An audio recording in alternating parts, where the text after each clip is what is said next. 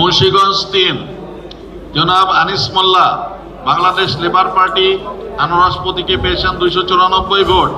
জনাব নূর হুসাইন নুরানি বাংলাদেশ খিলাফত মজলিস রিক্সা প্রতীকে পেয়েছেন 54,456 ভোট।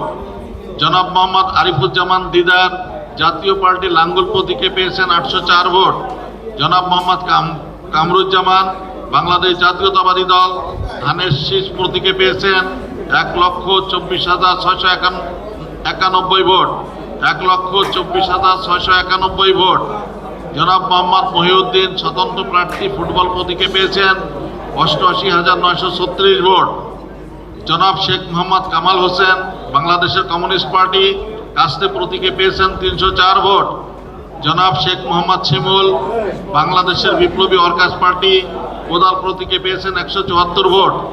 জনাব সুমন দেওয়ান ইসলামী আন্দোলন বাংলাদেশ হাতপাখা প্রতীকে পেয়েছেন 6,392 ভোট।